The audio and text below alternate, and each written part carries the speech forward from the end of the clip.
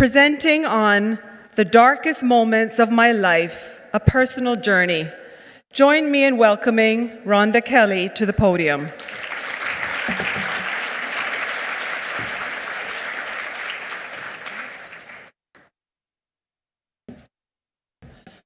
Good morning.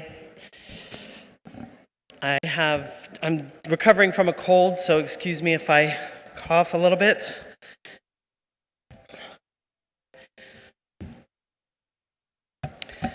Many of you here may not know me, so I'm going to tell you a little bit about myself. I was born in Miami to Caymanian parents, and our family moved back to Cayman when I was 16 years old. I graduated from CCC school. All four of my grandparents are Caymanians. My maiden name is Bush, and my maternal grandmother was an Arch. Needless to say, I had a lot of family in Cayman. I'm a 56-year-old mother of three and have owned my own event management company for the past 20 years with my business partner, Lorianne Holding. I met my husband, Kirk, when I was 19. We got married when I was 23, and we welcomed our first daughter, Brittany, 1 year later. Our second daughter, Emily, was born 4 years later. Our third daughter, who was named Madison at birth, came along many years later when I was 39 years old, and her sisters were 15 and 11. I lived most of my life into my 50s knowing little or nothing about mental health or trauma. I don't even remember discussing or using the words mental health before I was 50 years old. So how did I get here?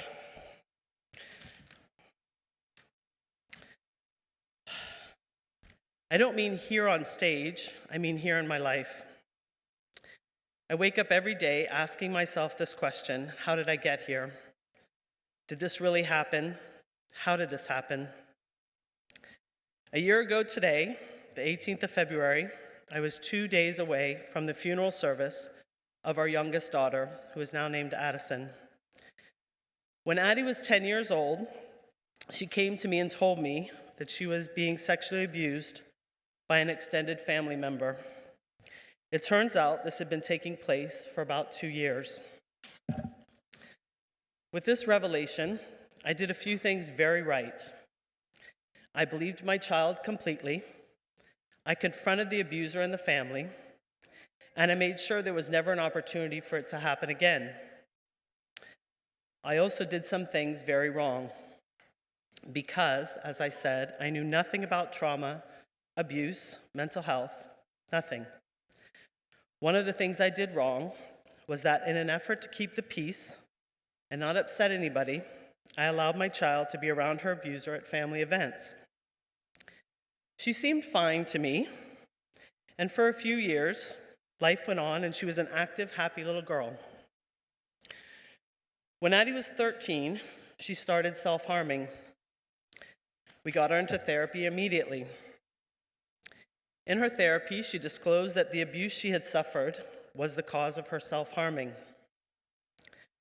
The abuse was reported to the police, and again, in my effort to keep the peace, I did not press charges. We did, however, cut off all contact with Addi's abuser, and with that, we felt that she was beginning to make progress. She started getting serious about playing basketball and wanted to go to boarding school to pursue that passion. In August 2020, she actually went on to boarding school and was doing well until she experienced a breakdown in February 2021 while at school. This is when she first mentioned suicide. We brought her back to Cayman. We got referrals through the Alex Panton Foundation and found a psychiatrist for Addi, which then led to a diagnosis. In March 2021, Addi was diagnosed with PTSD and depression, which was brought on from the trauma of her abuse that had occurred several years before. In April 2021, Addi made her first suicide attempt, and we spent 5 nights in the hospital with her. She was then prescribed medication for her nightmares, which had started before the attempt, as well as medication for her depression, and began intensive therapy. Her team of doctors truly helped her, and after several months, Addi was taken off the nightmare medication and doing well. She wanted to return to boarding school, and we, along with her doctors, felt she was ready. Within a couple weeks of being back at boarding school, however, in response to cruelty from students who were making fun of her for her mental health challenges, Addi took several pills and was taken to the hospital. She had changed her name at that point because she felt Madison was the girl who was abused, and she wanted a fresh start as Addison.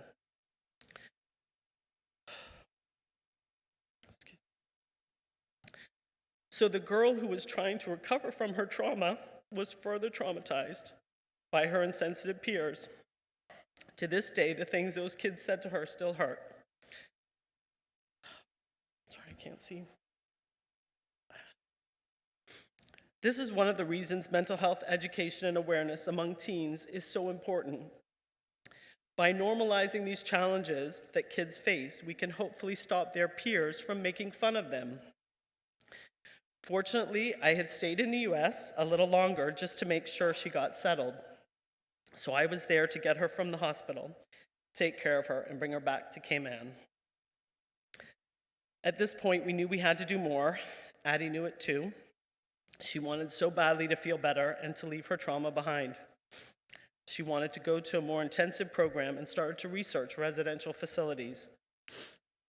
We found one in the US with a 6-week program for girls struggling like she was that was located near her sister. At the facility, she was diagnosed with borderline personality disorder, a complicated illness that affects a person's ability to regulate their emotions, among many other things. Up to 90% of people, and most likely more, that are diagnosed with BPD have had some form of severe trauma in their life. I want to say a little more here about borderline personality disorder. It's called BPD, as it's called, because her diagnosis helped us understand many of the things that we saw happening with her that truly confounded us. It's characterized by an unstable sense of self and a pervasive sense of identity disturbance. This manifested in Addi in various ways, including her changing her name, suddenly cutting off her hair. She did a few times, struggling with being mixed race in the United States when the topic of racism was front and center in the news every day, all day. It confused her.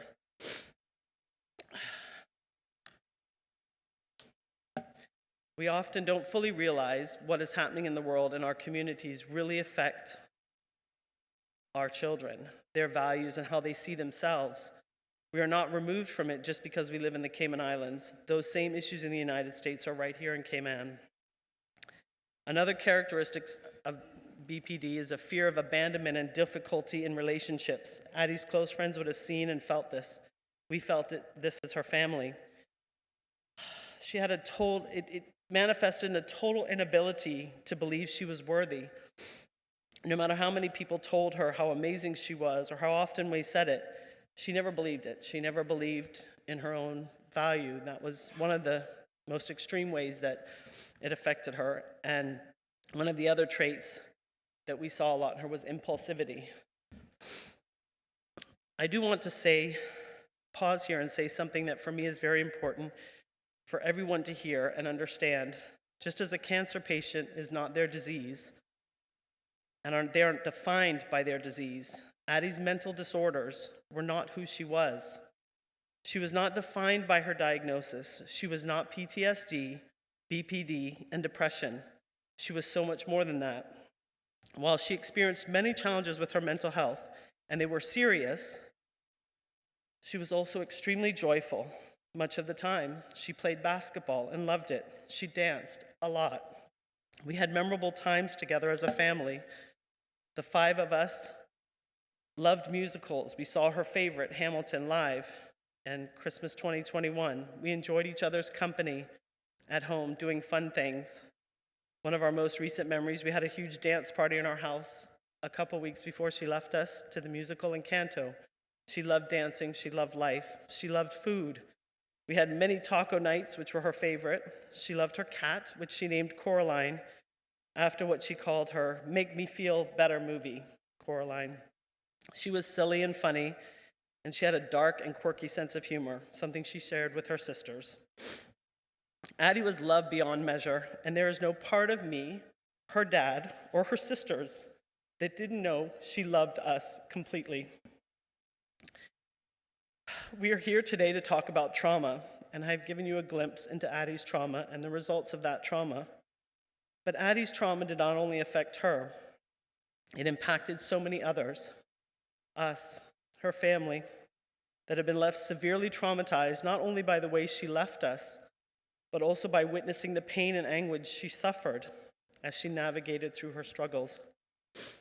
Our extended family, who loved her and watched her grow up, her friends, her teachers, her coaches, her doctors, her therapists, some of who are here today. All of us, myself, my husband, Addi's sisters, are in therapy and getting the help we need because the effects of trauma are far-reaching and long-lasting. I'm hoping that my story will encourage anyone here who is struggling to get help to talk to someone. I want to say something about the men. I want to stop and say something about the men out there who are parenting a child who may be experiencing trauma and talk specifically about Addi's amazing dad. When we started understanding more about Addi's challenges and what she was going through, it was really tough on Kirk. If you think I didn't know anything about mental health, I was an expert compared to him. It was truly challenging for him. He's a product of the West Indian school of thought that says if you're sad or you're hurt, get over it or deal with it. And I know a lot of people in here are from that same school. But once he started to fully understand what had happened and how it was affecting her, he was her biggest ally, cheerleader, and encourager. We equally shared the responsibility of attending group therapy with her, ensuring she took her medications, getting her to appointments, whatever it took to help her get better. I say all of this because I want to encourage men to stay involved, as difficult as it will be. If you're like Addi's dad, it was a lot to process, but he was committed to her healing and being there for her during the most painful time of her life.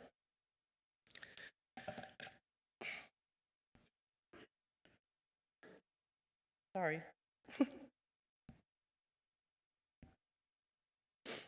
So why am I here? I don't know.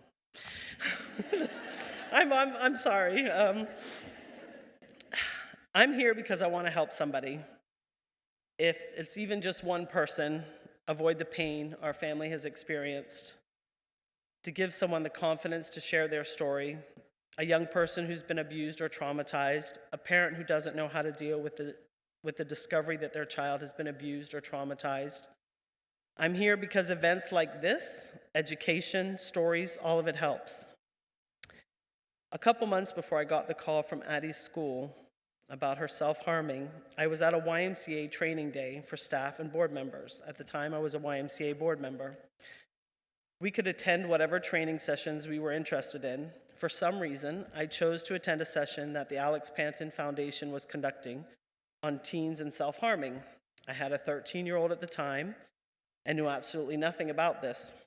The session was actually led by Dr. Lamb from the foundation. I have to admit, I was very surprised by what I heard during that presentation, including several things about how to respond to your teen if they start self-harming. Nothing I ever thought I would have to deal with. I had two older girls, had never had to deal with any of this before, so I did it and got the information and filed it away.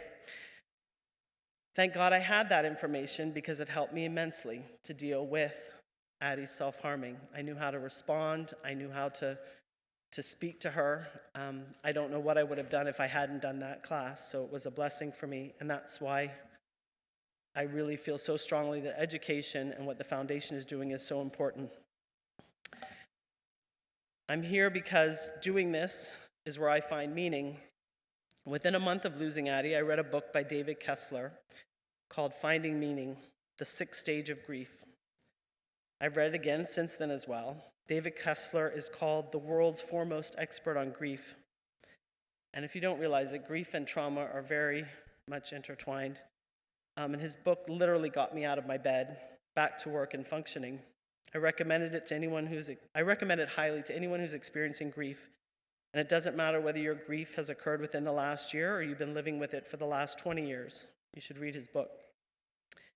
There are many ways to cope with our grief, but one of the best ways, and definitely the best way I've found for me, is to help others, and that is what I hope I'm doing.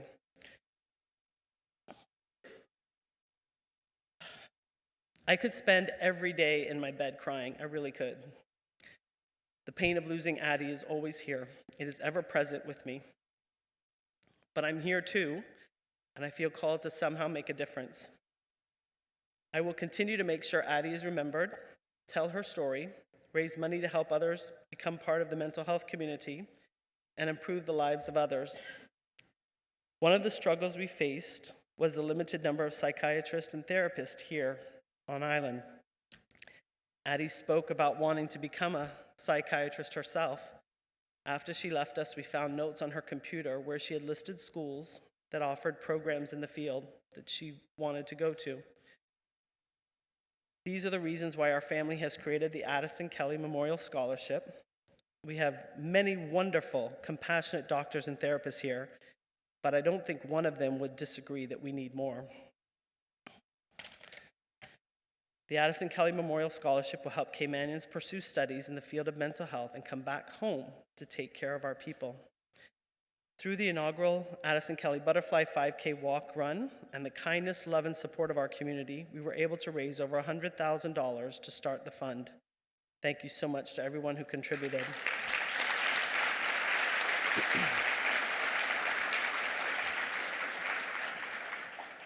I would also like to thank the board of the Alex Panton Foundation and Michelle Powell for their dedication to make the scholarship a part of the foundation's initiatives and for agreeing to administer it on our family's behalf. This is an incredible organization, and I'm humbled and extremely proud to be a part of it. Thank you to Wayne and Jane for the love and care they've shown our family and for having the courage, long before anyone publicly was doing anything about teen mental health, to step up and truly make a difference in the Cayman Islands. Finding purpose in your pain has meant more to anybody than you'll ever know. You are both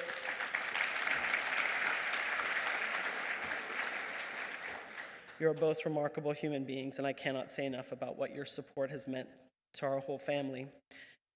Special thanks to the two ladies that I spent every day with, Lori Ann and Bev. Your love, friendship, support, and help with literally everything means more than I can express. I will end with a quote that truly resonated with me from the author who I mentioned earlier, David Kessler. People often say, "I don't know how you're doing it." I tell them that I'm not. I'm not deciding to wake up in the morning, I just do. Then I put one foot in front of the other because there's nothing else to do. Whether I like it or not, my life is continuing, and I have decided to be a part of it. Thank you.